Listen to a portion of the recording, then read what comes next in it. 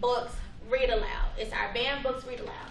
Banned books are pretty much about books that have not been placed into libraries or general population circulation because of the type of content that it holds.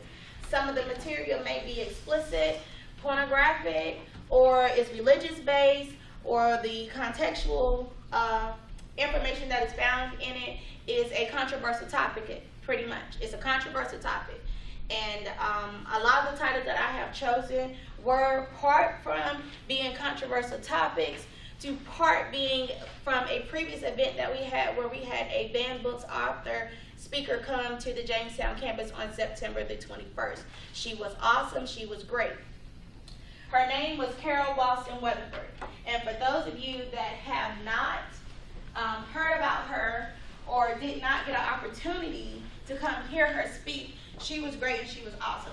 She's a local author. She's located out of Fayetteville, North Carolina. She is at Fayetteville State University. She is a renowned winning author, over 40 books.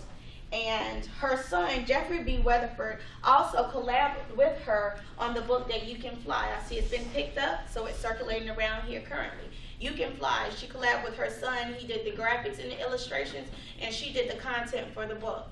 The You Can Fly book is a overcast view of the Tuskegee Airmen, and she wrote it in a feeling of how they might have felt, how things went, how the events took place, and led up to the Tuskegee Airmen and the history about the Tuskegee Airmen.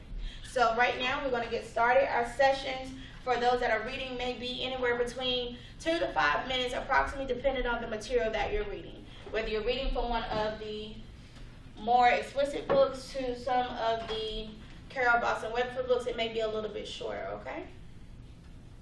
All right.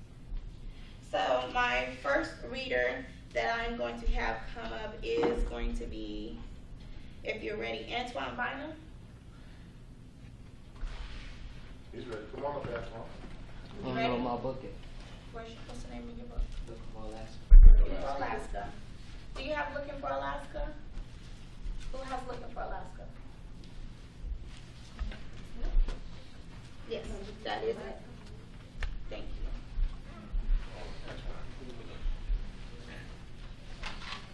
Go Antwan!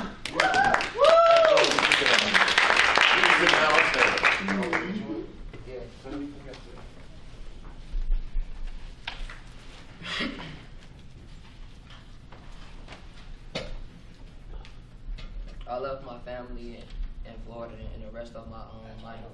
Tell me the name of the book. Looking for Alaska is the name of the book, and it's by John Green.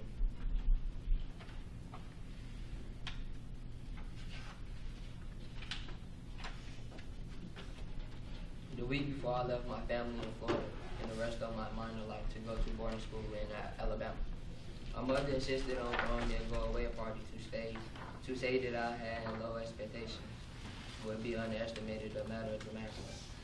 Although I was more or less forced to invite all my friends from school, the ragtag bunch of dramatic people and English geeks I sat with by social necessary cafeteria of my public school, I knew they wouldn't come. Still, my mother preserved a washed in delusion that I had kept my popularity secret from all her these years. She cooked a small mountain of artichoke dip. She festooned our living room in green and yellow steamers, the colors of my new school. She brought 2 dozen champagne poppers and placed them around the edge of our coffee table.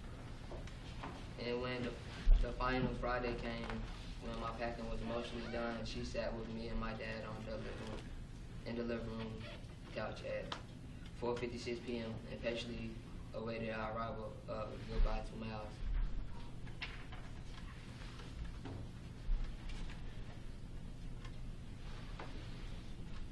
She consisted of exactly 2 people, Marie Lawson, a tiny blonde with rectangular glasses, and her chunky 2-foot and travel boyfriend, Will. "Hey, Miles," Marie said as she sat down. "Hey," I said. "How was your summer?" Will asked. "Okay, yours?"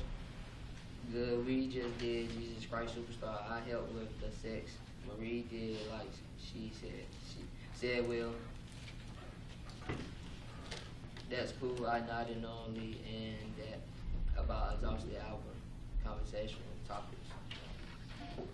I might have asked a question about Jesus Christ Superstar, except that one, I didn't know what it was, and two, that I didn't care to learn, and three, I never really excelled at small talk.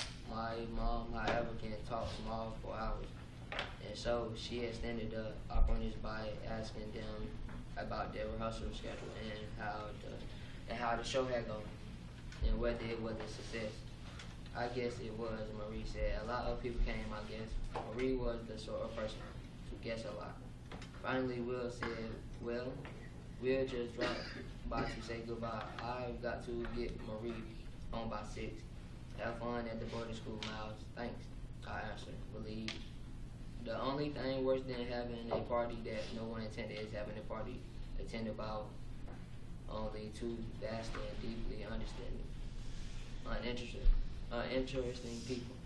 They left, and so I sat with my parents and stared at the blank TV and wanted to turn it on, but I knew I shouldn't.